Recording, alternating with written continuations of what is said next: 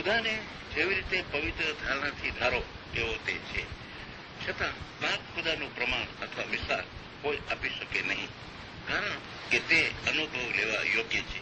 52 અક્ષરોમાં કોઈ અક્ષર નથી કે જેના વડે ખુદાની પાક જાત વર્ણવી શકાય. ખુદા સત, ચિત્ત અને આનંદ રૂપ છે. તેનું સ્વરૂપ ન વર્ણવી શકાય તેટલું બેહદ જ્યોતિવાળું અને તે તાસીરમાં અપૂર્વ, અનંત, પવિત્ર ઇશ્કથી ભરપૂર છે, જે અચળ, અનાદિ, અમર્યાદિત, સંપૂર્ણ અને અપાર શક્તિવાન છે, જે આંખના એક પલકારામાં અસંખ્ય બ્રહ્માંડોનું સર્જન કરવાની અખૂટ શક્તિ ધરાવે છે, જે સદાકાળ આનંદ સ્વરૂપ સુખનો સાગર છે. એ પાક ખુદાના દીદાર માટે તેની ઇબાદતમાં દિલનું સંપૂર્ણ ખેંચાણ અને એકાગ્રતા કેળવવી જોઈએ.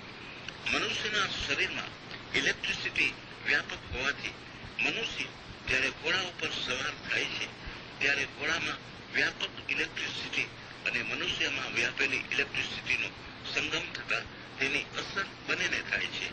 ઇશ્કે મિજાજીમાં પણ એમ જ છે. હવે ઇશ્કે હકીકી ખુદા ઇશ્કનો સંબંધ ઇબાદત પાક ખુદા સાથે છે. મતલબ કે ઇબાદત કરનારના દિલમાં ખુદાના વિચારો ફેલાયેલા હોય છે.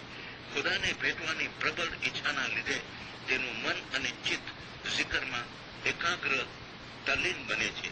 પરિણામે ઇશ્કનો પાવર પ્રગટ થતા તે શરીરમાં વ્યાપેલી ઇલેક્ટ્રિસિટી સાથે એકત્ર થાય છે, જેની મીઠી અસર શરીરના તમામ અવયવો પર થાય છે. પાક ખુદાને ભેટવાની પ્રબળ ઈચ્છાથી ઉત્પન્ન થયેલું હકીકી ઇશ્ક જે મિજાજી માફક અલોપ ન થતા પોતાની અસલિયત પાક ખુદા તરફ લઈ જાય છે અને ઇબાદત કરનારને પોતાની સાથે ખુદા તરફ લઈ જાય છે. આ રીતે અમુક હદે પહોંચ્યા બાદ જીવ પાક ખુદાના ઇશ્કમાં રંગાઈ જાય છે. આ સ્થિતિ અવર્ણનીય છે. જ્ઞાન શાસ્ત્રમાં પીર મા બાપે ફરમાવેલું છે કે સતગુર ગહેરે દુનિયા જ્યોત ન દેખે, જ્યોત દેખી નાસી જાય. તે જ્યોતનો ભેદ બહાર કાઢીએ તો દુનિયામાં કેલો કહેવાય. પાક ખુદાના દીદાર બાબત પર સામાન્ય રીતે આપણે વિચાર કરીએ. જીવનો કોઈ આકાર નથી, એટલે તે સૂક્ષ્મ હાલતમાં છે, અને જીવ જે શરીરમાં દાખલ થયેલ હોય તેવા આકારનો તે દેખાય છે. મનુષ્ય દેહમાં આવવાથી જીવને મનુષ્ય આકારનો આપણે માની લઈએ છીએ, પણ જ્ઞાન દ્રષ્ટિથી જોતા તે નિરાકાર અને ખુદાના નૂરનો એક કતરો હોવાથી તેની અસલિયત નૂરનો દરિયો છે, જે પાક ખુદામાં મળી વસ્ત્રે ઠપ થઈ જાય છે. પીર શમ્સ મા બાપે જ્ઞાન શાસ્ત્રમાં ફરમાવ્યું છે કે સુરતી શબ્દ કી ગાંઠી ગઠાઈ, જ્યું જલ મેં જલ દિયા મિલાઈ. સુરતી એટલે જીવ, શબ્દ એટલે ખુદા. એક સમય આ દેહથી છૂટે તો સુરતી શબ્દ કી ગાંઠી ન તૂટે. સુરતી શબ્દ કા જ્યાં અહીં વાસા, ત્યાં નહીં તરણ નહીં આકાશ.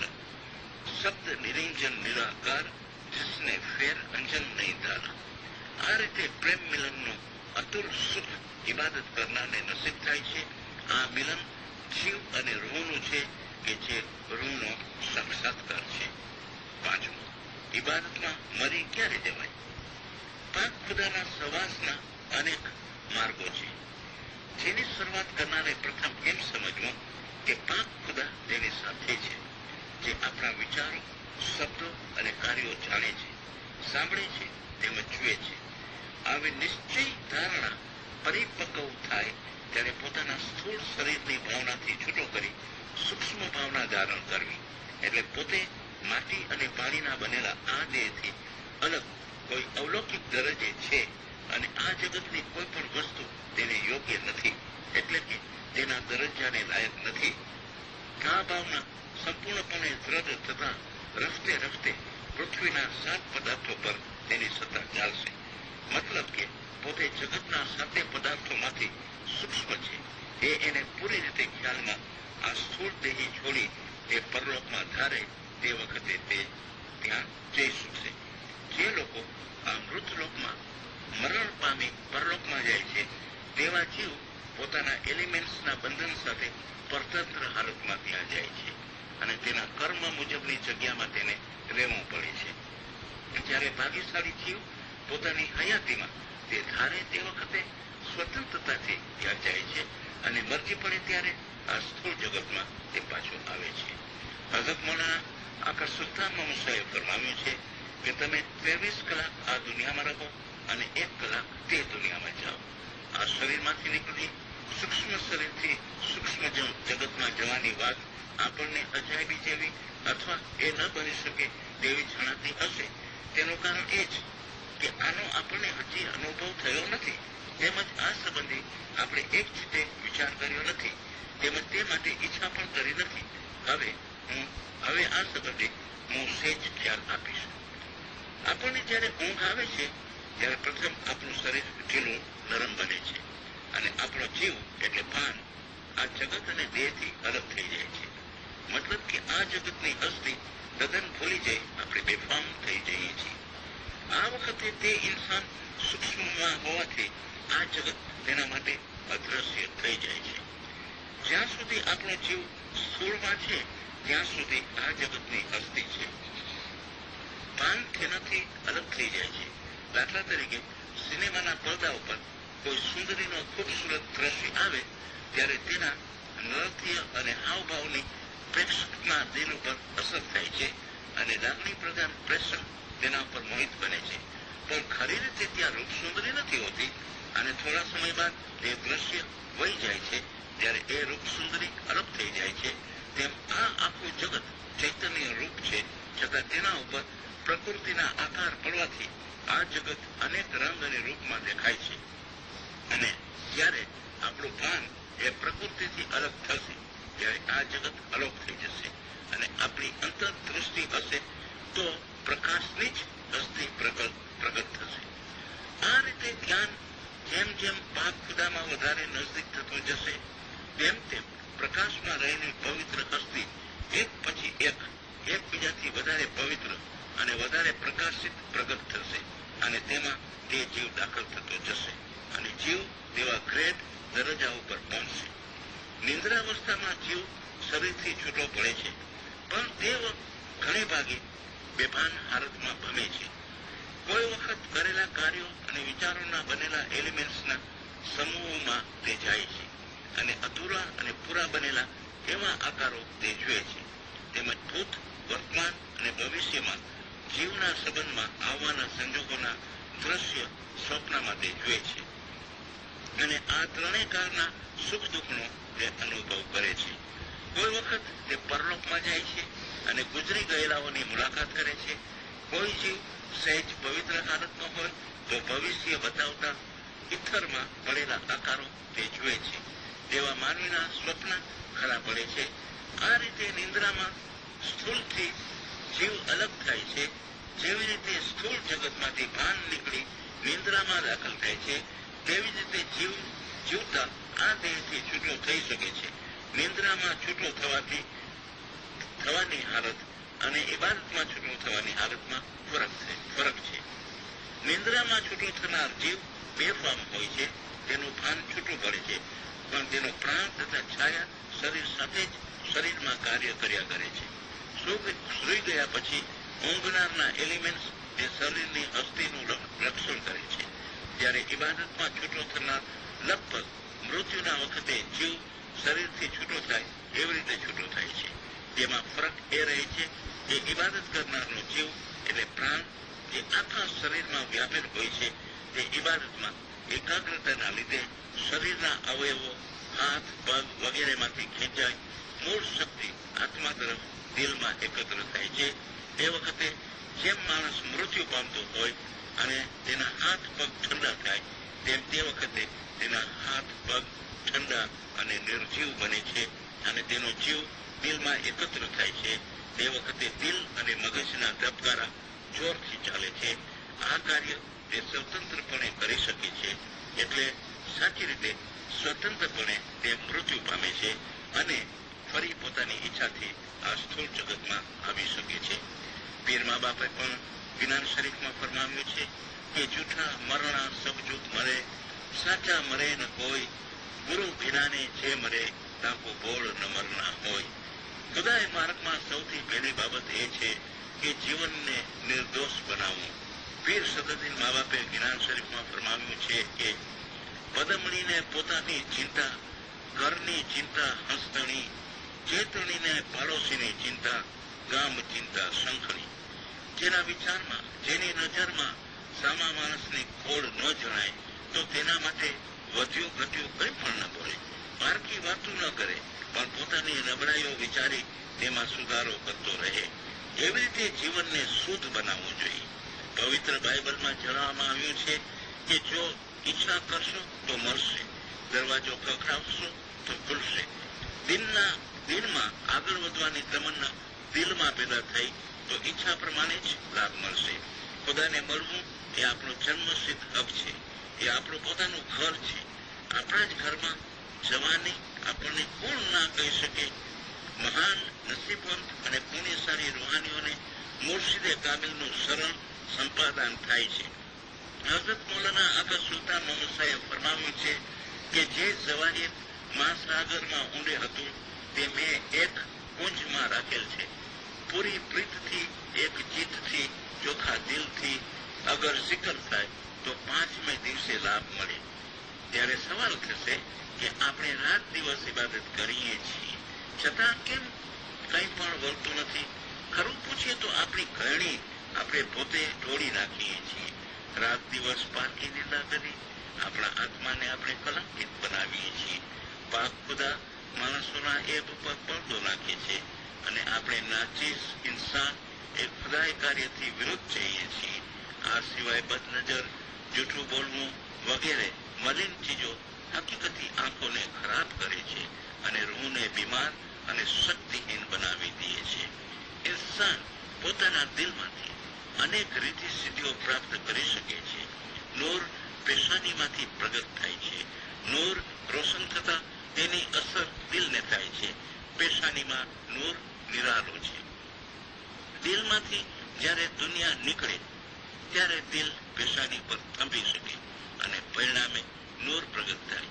જ્ઞાન શરીફમાં મુર્શિદ મા બાપે ફરમાવ્યું છે કે ભમર ગુફા ઉપર દેખતા ભાઈ કહો કૈસા ગુણ હોય, ઝગમગ જ્યોત જળ હલે અને વસ્ત નુરાની સોય. વળી બીજે ઠેકાણે મુર્શિદ મા બાપે ફરમાવ્યું છે કે ઉત્તરખંડે શાહની જ્યોત જગાવે, શાહના પુરખ મળ્યા પર કેના. એક ચિત્તથી થયેલ ઇબાદતની શરૂઆતમાં ખુદાઈ સુખની તાસીર ઇન્દ્રિયો દ્વારા પેદા થાય છે. ઇન્દ્રિયોનો પેશાની સાથે સંબંધ નથી, પરંતુ તેનો સંબંધ જોડા દિલ સાથે છે. પેશાનીની જગ્યા ઊંચે છે કે જ્યાં ઇન્દ્રિયો પહોંચી શકતી નથી. જ્યાં સુધી આપણું ધ્યાન ઇબાદતમાં નથી ત્યાં સુધી તે વસ્તુ નજરમાં આવતી નથી. જેવો દુનિયાવી સુખનો કાયદો છે તેવો જ નૂરનો છે. જો ધ્યાન જરા પણ ટકી રહે તો તરત પ્રાપ્તિ થાય. 5-25 શિલિંગ કમાવા મુશ્કેલ છે, પણ ખુદાની પ્રાપ્તિ કરવી સહેલ છે, કારણ ખુદાની હસ્તી ભરપૂર છે. આપણા હાથ ખુદાના દરવાજા ઉપર છે, પણ આપણે એ દ્વાર ખોલવા તૈયાર થતા નથી. દિલને પવિત્ર બનાવી નિર્દોષ દિલથી બંદગી કરવી જોઈએ. ઇબાદત દિલમાંથી કરવાની છે, પણ આપણે દૂર રહીને બંદી કરીએ છીએ. મોટરને હળસેલો મારવાથી મોટર ચાલશે નહીં, પણ મોટરમાં બેસીને મોટર ચાલુ કરી શકાય છે. દુનિયાના વિચારો લય પામે અને વિચારને એકત્ર કરી બહુ જ નજદીક, એકદમ નજદીક અડોઅડ રહી જિકર કરવી જોઈએ. જિકર કરનાર યા અલીનું નામ લેનાર ખેડમાં રહે છે. તેની આંખ અને કાન એકત્ર થતા નથી. તેની શક્તિઓ ફેલાયેલી રહે છે. આ શક્તિઓને એકત્ર બનાવવી, જેટલી હદમાં એકત્ર બને તેટલી પણ વધુ એકત્ર કરવી, તે એટલી હદ સુધી કે છેવટે આપણે જિકર કરતા બંધ થશું અને દિલમાં આપમેળે જિકર ચાલુ રહેશે. પીર મા બાપે જ્ઞાન મારફત ફરમાવ્યું છે કે હસ પુરુષ જબ સન્મુખ આવે તબ કાયા નિર્મલ હોય, કરો ધ્યાન બે અંગ બપૂતા તો મદ સુધન પાવે કોઈ. જિકર કરતા કરતા દિલ જ્યારે પવિત્ર નામ સાથે પરોવાય ત્યારે અવાજ વગર જાપ કંઠમાં ચાલુ થશે અને એથી આગળ વધવામાં આવે ત્યારે દિલમાં જિકર ચાલુ થશે.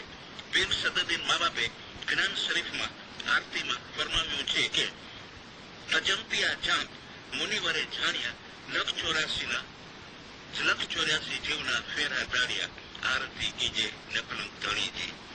એ અજંપિયા ચાંપ કેવા પ્રકારનો હોવો જોઈએ? જેમ એકવાર ઘડિયાળના લોલકને ધક્કો લાગે ત્યાર પછી તેને હાથથી ધક્કો મારવાની જરૂર રહેતી નથી, તેવી જ રીતે શિખરનો પાવર દિલમાં અચળ રહેવો જોઈએ. મતલબ કે જ્યાં દિલમાં ધબકારા થાય છે ત્યાં શિખરને કાયમ સ્થાપિત કરવું જોઈએ. ધારો કે આપણને સ્ટીમર મારફતે કોઈ ગામ જવાનું હોય તો આપણે ટિકિટ કઢાવશું. ત્યારબાદ મોટરબોટમાં બેસીને સ્ટીમર ઉપર આપણી જગ્યા સંભાળશું. એટલું કાર્ય કર્યા પછી ધારેલી મંજિલે પહોંચવાની ચિંતા કેપ્ટનને હોય છે. દિલના શિખરથી અનહદ શાંતિ અને સુખ ઉપજે છે, જે અકલ્પનીય હોય છે. દિલના શિખરથી શિખર અને ધબકારા એક થાય છે. પછી શિખર સાંભળનાર અને શિખર કરનાર એક જ હોય છે. એ જો શાંતિથી સાંભળીએ તો તેનો અવાજ સંભળાશે. આ હાલતથી સમજી જવું કે મૂર્તશાળીની નાવ ઉપર આપણે પહોંચી ગયા છીએ. દિલ અને શિખર જ્યારે એક બને છે ત્યારે ઇન્સાનની સ્થિતિનો ફેરફાર થાય છે. આ બંનેનો કેટલો સંબંધ છે જેનો અનુભવ તેને ત્યારે થાય છે. શિખરથી દિલમાં ઇશ્કે હકીકી પેદા થાય છે. ઇશ્ક એ ચીજ છે કે જે ઇન્સાનના અહંભાવને ગાળી દે છે અને તેનામાં નવી જિંદગી પેદા કરે છે. આ હદ સુધી પહોંચનારના દિલમાં મીઠી લહેરો આવે છે.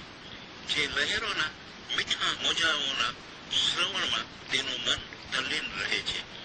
તેની એકાગ્રતાની શક્તિ પાવરથી બને છે અને વિચારો અતિ બળવાન બને છે. આ દરજ્જે પહોંચેલા માણસ પોતા પર તેમજ બીજા માણસો પર સત્તા ભોગવી શકે છે. તે કોઈ પણ માણસના શરીર ઉપર જો ધ્યાન પહોંચાડે તો ત્યાં તરત પ્રાણ આવે છે. જેને પ્રાણવાયુ કબજે કરેલ તેમણે આખા જગતને કબજે કરેલ ગણાય. એ જીવજંતુ દરેક પર પોતાની સત્તા ચલાવી શકે છે. એવો અધિકારી મનુષ્ય મુખ્યત્વે કરીને જ્ઞાની હોય છે અને પોતાની સમજ શક્તિથી તે ઇન્સાન પોતાની અમૂલ્ય શક્તિનો ઉપયોગ દુનિયાની બાબતો પર નહીં કરે. તેને કેટલીક અગવડતાઓ હશે તો પણ તે તેનું ઝળકતું ભાવિ અને મહાન પ્રાપ્તિઓ જોઈ આ દુનિયાની પોતાની અગવડતાઓ નભાવી લેશે. 1,24,000 પેગંબરોમાં 56,000 પેગંબરો લેખામાં ન આવ્યા. તેઓ જ્ઞાનના અમુક દરજ્જે પહોંચ્યા હતા અને તેઓમાં નૂર પ્રગટ થયા પછી પણ પાછા હટ્યા. કારણમાં એટલું જ કે જેટલી હદમાં જ્ઞાન જોઈએ તેટલું જ્ઞાન તેઓએ સંપાદન કર્યું નહીં. મનસૂરે ખુદાએ જલવો જોયો પણ તે પાચન કરી શક્યો નહીં. છતાં પણ જ્યારે બેસ્ટ માટે તેને પૂછવામાં આવ્યું ત્યારે તેના માટે તેણે સખત ઇનકાર કર્યો. કારણ ખુદાએ નૂરના માત્ર એક કિરણમાં લાખો બહેસ્ત સમાઈ જાય છે. ગરીબ માણસને 1,00,000 પાઉન્ડની લોટરી લાગે તો તે ઘણીવાર પોતાના હૃદય પરનો કાબુ ગુમાવી બેસે. તે પ્રમાણે ખુદાએ જલવો નૂરાની દીદારના અપાર સુખથી મનુષ્યનું હૃદય છલકાઈ ગયું. આ સ્થૂળ જગતનું ગમે તેવું અમર્યાદિત સુખ કોઈને હોય તો પણ ખુદાઈ સુખની સરખામણીમાં એ અસંખ્ય ઘણું ઉતરતું છે. બંદગી કરવામાં અટકાયત કરનાર મુખ્ય બાબતો: પહેલું, લાલચ; બીજું, દિલના અપલક્ષણો તેમજ આળસ વગેરે; ત્રીજું, પોતાની ખામીઓ. યુવાવસ્થામાં જોરદાર બંદગી થઈ શકે છે કારણ કે એ પ્રેક્ટિસ કરવાની શક્તિ યુવાવસ્થામાં હોય છે અને યુવાનીમાં કરવામાં આવેલી બંદગીની પ્રેક્ટિસ વૃદ્ધાવસ્થામાં કામ લાગે છે. હઝરત મૌલાના આકા સુલતાન મોહમ્મદ શાહે ફરમાવ્યું છે કે નૂરની બત્તી મારફતનો ભેદ તમારા દિલમાં મેં રોશન કરેલ છે. ખુદાના નૂરનો એ દીવો તમારા હાથમાં છે, તમે તેને મોહબ્બતથી વધારો. આપણા સ્નેહી સંબંધીને જોઈએ છીએ અને તેમના પર પ્યાર કરીએ છીએ પણ તેના રૂહને જોઈ શકતા નથી. બંદગીમાં આગળ વધેલો માણસ પવિત્ર હોય છે અને જ્યારે હાજરીમાંનું નામ તે લે છે ત્યારે તેના શરીરના રોમ ખડા થાય છે. આપણને હમણાં એટલો પ્યાર પ્રગટ નથી થતો કર્યા છે એ બંદી કરનારે સદંતર ભૂલી જવું જોઈએ. ખુદાને ભૂલી જવું એ જ મોટો ગુનો છે. ખુદાને ભૂલી જનાર જ તાકીદે ગુનાહ કરી બેસે છે. કેટલાક ગ્રંથકારો તેમજ બંદી કરનારાઓ મગરૂર બની જાય છે, પણ તેઓએ સમજવું જોઈએ. ઉમર ખયામ કે હસન બિન સબા, પીર સદુદ્દીન, પીર હસન પરવીન, પીર શમ્સ જેવા સાહેબોએ પોતાના જીવનમાં અનેક મોજિઝા કર્યા છતાં રૂહાની ઇલ્મથી ઇમામની જલાલત અને શક્તિની તેમને પીછાણ થઈ અને ત્યારે તેમના એ ઉદ્ગાર હતા કે સિરસો હમારા યા અલી તેરે પાઉં ધર્યા, તેરે પીરસાદે યા અલી જીવડા નીપના. વળી બીજે ઠેકાણે તેમના ઉદ્ગાર હતા કે ઇષ્ટ ક્રોર બ્રહ્મા આગે તે ઉપાયા, તેને તારો અંત ન જાણ્યો રે ઓ સ્વામીજી. ધારણાથી માણસ બદલી શકે છે. સ્થૂળ જગત નાશવંત છે અને એક હાથમાંથી મુક્ત કરી આપણા દિલને લોર તરફ મોકલીએ ત્યારે આપણે અક્કલથી આ જગતની વિરક્ત કોશિશ કરી કહેવાય. ખુદાનો ભેદ બહારથી પ્રગટ નહીં થાય, પણ જો દિલ અને મગજ એક બની જાય, એકત્ર થાય તો ફાયદો થાય. જો આ પ્રકારે એકાગ્રતા ન જળવાય તો ઇબાદત કર્યા પહેલા 10 મિનિટ એમ જ શાંત બેસી રહેવું અને જગતની બધી આશા ઉમેદો ખુદાને સોંપી દિલને તૃષ્ણા રહિત બનાવવું. કારણ જે ઉમેદ આપણામાં બાકી રહે છે એ ઉમેદ મિસાલ એક ફાંસો બંધન છે કે જે ફાંસો દોરડું આપણે પોતે આપણી ગરદનમાં નાખીએ છીએ. આ ઉમેદોનો ભાર દિલ ઉપરથી ખસેડી દિલ નિરાળો બનાવવું અને ત્યારબાદ zikr ચાલુ કરવી. એકવાર દિલ જો ખુદાના નામ ઉપર ટકી જાય તો એ નૂરાની શબ્દના એક જ કિરણમાં એ મીઠાશ રહેલી છે કે તેની સગળી ઉમેદો આપોઆપ પૂરી થઈ જાય છે. જ્ઞાન એ વસ્તુ છે કે જેના વડે અદ્રશ્ય વસ્તુ દેખવામાં આવે છે અને પ્રત્યક્ષ વસ્તુ પણ દ્રષ્ટિથી વિમુખ થઈ જાય છે. આ શક્તિ એટલી તીક્ષ્ણ છે કે જે યોનિમાં જીવ જન્મ લે છે તે યોનિના સંસ્કાર તે જીવને હોય છે. નરકના જીવડા નરકમાં જ રહેવામાં ખુશી માને છે અને તેમાં તેઓ મગરૂર રહે છે. તેને નરકમાંથી બહાર કાઢો તો તે નારાજ થશે. જાનવરમાં આપણાથી વધુ શારીરિક શક્તિ હોય છે. તેઓમાંના કેટલાકના શરીર પણ ઘણા કદાવર હોય છે. કેટલાક જીવજંતુ હુનરમાં પણ કંઈ ઓછા કાબેલ નથી હોતા. મધપૂડો બનાવનાર મધમાખીઓને જુઓ, સુંદર ઝાડ બનાવનાર કરોળિયાની કાબેલિયત ઉપર વિચાર કરો વગેરે એવા ઘણા જીવજંતુઓ કળામાં પ્રવીણ હોય છે. ઇન્સાનમાં પણ એ પ્રવીણતા હોય છે, પણ એથી કંઈ પણ વિશેષ બક્ષિસ કુદરત તરફથી ઇન્સાનને મળી હોય તો તે જ્ઞાન શક્તિ છે.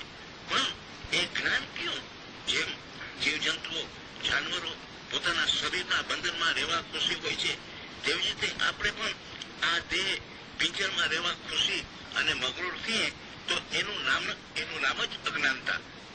જેમ જ્ઞાન શરીફમાં ફરમાવ્યું છે કે ત્રિવેણી સંસારમાં જીવનતા કંપે કાયરે શરીર. આપણા શરીર ઉપર ત્રિવિધ તાપ લાગે છે. વેપારમાં નુકસાની જાય છે, ઘરે ઓલાદ ન હોય તો દિલ સદા બેચેન રહ્યા કરે અને સંસાર સૂનો થઈ જાય વગેરે જીવનમાં એવી ઘણી બાબતો હોય છે કે જેના કારણે દિલ ઉપર અનેક વાર સફા લાગે છે. ત્યારે આ શરીરમાં સુખ જેવું શું છે? વધુ મરચાં ખાવાવાળાને ઓછા મરચાવાળો ખોરાક આપશો તો તે પસંદ નહીં કરે. મિષ્ટાન પસંદ કરનાર મિષ્ટાન ખાવામાં વધુ આનંદ માનશે. જંગલના નેટીવો નિમકના પાણી સાથે ઉગારી ખાય છે. તેની સાથે તેમને સૂકી મચ્છીનો નાનો ટુકડો મળે તો જાણે એમનો ઈદનો દિવસ. પણ જો કોઈ વૈભવવાળા માનવીને એ ખોરાક આપવામાં આવે તો જેને ઉત્તમ સ્વાદિષ્ટ ભોજનના સુખનો ખ્યાલ છે એને નજીવો ખોરાક કેમ પસંદ આવે? મતલબ કે અસલ ખુદાએ સુખ માટે જો બેદરકાર રહે તો એનું નામ જ અજ્ઞાનતા. મૌલાના આકા સુલતાન મમસાએ ફરમાવ્યું છે કે રૂહ કેદખાનામાં કોઈ વખત ખુશી નથી. વિચાર કરો કે કોઈ બુલબુલ અથવા બીજા પક્ષીને પકડીને પિંજરામાં નાખવામાં આવે અને તેને સારી ચીજો જાનવરો ખાય છે તે આપવામાં આવે તો પણ પક્ષી પિંજરામાં ખુશી નથી. તેથી તેને મન થશે કે કે પિંજરામાંથી બહાર નીકળી જાઓ, પણ તેના પીછા કાપી ને તેને પિંજરાની આદત આપવામાં આવે છે. પીછા કાપ્યા બાદ 2-3 વર્ષ તેની આદત બંધાઈ જતા પિંજરામાંથી બહાર નીકળવાનું તેને મન નહીં થાય. તમે પણ પક્ષીની મિસાલ છો. જ્યારે તમે પહેલા પિંજરામાં આવ્યા ત્યારે તમારો એ ખ્યાલ હતો કે આ દેહી પિંજરામાંથી ભાગી છૂટી, પણ પછી પિંજરામાં રહેવાની તમારી આદત બંધાણી. તેની અંદરના ખોરાકથી ખુશી થયા. હવામાં ફરવાની ખૂબીનો અને તેથી ઉપજતા સુખથી 2 ખ્યાલ બન્યા. પુત્ર, કુટુંબ, તેના પુત્ર. તેમાં તમે એવા ફસાયા, એવા લોભાયા કે કાપેલી પાંખવાળા પક્ષીની હાલત જેવી તમારી હાલત બની છે. હવે તમે ક્યાં જાઓ? કોઈ બુલબુલ ઘણા વેગથી ઉડનારી હોય તેને સોનાના પિંજરામાં રાખી સારા મેવા, પાણી વગેરે આપવામાં આવે તો પણ તેને એવું દિલ થશે કે ઉડી જાઉં, પણ આસ્તે તેની પાંખો કાપી નાખવામાં આવે, તેના બચ્ચા એકઠા થતા જાય તો 50 વર્ષ બાદ તેમને બહાર કાઢતા તેઓ ઉડી નહીં શકે, કારણ કે પેટખાનામાં તેઓનો જન્મ થયો છે. હવામાં ફરવાની અથવા ઉડવાની ખૂબીઓથી તેઓ અજાણ છે. તમે પણ બેખુદ છો. દિલદારો શરીરને સુખ શાંતિ આપે એવા લિજ્જતદાર ખાણા અને મજેદાર પીણાથી પણ વિશેષ સુખ આપનારી વસ્તુ છે કે જે ખુદાઈ સુખ છે. અગર આ શરીરને જ સુખ આપવા ખાતર દિલ તૃષ્ણાતુર રહે તો તે પરતંત્રતા, અજ્ઞાનતા છે. આપણે હાલ તદ્દન પરતંત્ર હાલતમાં છીએ. પોતાના સ્વરૂપનો, પોતાના દરજ્જાનો ખ્યાલ કરવામાં આવે તો એ પદવી લઈ શકાય. એ પદવીનો અધિકારી આ જગતમાં જોઈએ એવા ફેરફારો કરી શકે છે. પણ જગતમાં ફેરફારો કરવામાં શું આનંદ? કારણ એવા અધિકારી મનુષ્યની દ્રષ્ટિએ આ જગત તદ્દન તુચ્છ હોય છે. આપણું અસલ વતન જે દેશ છે તે દેશ બેહદ મીઠો અને સુખમય દેશ છે. એ દેશનો ખ્યાલ કરવાને પણ આપણા દિલમાં ખેંચાણ નથી. એ આપણા સુખી વતન તરફ જવાને માટે આપણને પ્રેમ નથી થતો. પીર મા બાપે જ્ઞાન શરીફમાં ફરમાવ્યું છે કે જ્ઞાન કે ભીતર ચોરસ પાયા સો હેતે કરીને ઝાંખો રે. ઇબાદત કરવાની ખાસ જરૂર છે. પરોળીએ નૂરની વેળા બંદગીમાં પાવર વધુ મળે છે. જ્યારે પણ સમય મળે ત્યારે એ આપણા વાલા વતનને અને માશુક ખુદાને યાદ કરવો. માશુક ખુદાને જ્યારે પણ યાદ કરશું ત્યારે એ મીઠો જ લાગશે. પીર મા બાપે જ્ઞાન શરીફમાં ફરમાવ્યું છે કે હરદમ કરો અભ્યાસ કરીને દેખો. કોઈ પણ શાસ્ત્રો વાંચી જવા અગર મોઢે યાદ રાખવા એ ચીજ જુદી છે, અને અદ્રશ્યમાં પોતાની જાતને દાખલ કરી તેનો અનુભવ મેળવવો એ બંને જુદી જુદી ચીજો છે. અદ્રશ્યમાં પોતાની જાતને દાખલ કરવું એ મુશ્કેલ છે, છતાં એ શક્ય છે. દરેક બાબતમાં એકાગ્રતાની મુખ્ય જરૂર છે. દાખલા તરીકે એક પેન્સિલ ઉપર પણ એકાગ્રતાપૂર્વક ધ્યાન ચોંટાડવામાં આવે તો પેન્સિલ અદ્રશ્ય થશે અને તેમાંના અણુઓ અને પરમાણુઓ અને ચૈતન્ય દ્રશ્યમાં આવશે. અન્ય દેશોમાં આ રીતે ધ્યાનની પ્રેક્ટિસ કરવામાં આવે અને આ તાલીમ થકી પૈસા પેદા કરવા માટે ખેલ બતાવવામાં આવે છે. અદ્રશ્યમાં જવાનો માર્ગ એક છે, તો તેના 2 ફાંટા છે. 1000ની પૂંજીવાળાને 10 લાખની લોટરી લાગે તો તે ઘણીવાર ફેરવી શકતો નથી. તેવી જ રીતે કેટલાકને અદ્રશ્યની શક્તિ પ્રાપ્ત થાય છે અને એમને પ્રાપ્ત થયેલ રીતિ સિદ્ધિના આધારે તેઓ પથ્થર ઉપર પણ નજર ફેંકે તો એ સોનું બની જાય. આટલી હદ સુધીની શક્તિ જેમને પ્રાપ્ત થાય છે ત્યારે તેમાંના કેટલાકને અહંભાવ પેદા થાય છે અને રીતિ સિદ્ધિના આધારે તેઓ જીરવી શકતા નથી. મુર્શિદ કામિલની એ તાકાત છે કે જે લાભ અનેક અવતારો લેતા પણ ન મળે એ લાભ કામિલ મુર્શિદ પોતાની કૃપાથી પવિત્ર દિલના હકીકતી દિલદારને થોડાક જ કલાકોમાં આપી દે છે. એવા રૂહાની લાભ કરોડો દેતા પણ મળવા દુર્લભ હોય છે. હઝરત મૌલાના આકા સુલતાન મહમદ શાહે ફરમાવ્યું છે કે તમારો અસલ રૂમ જે મારી પાસે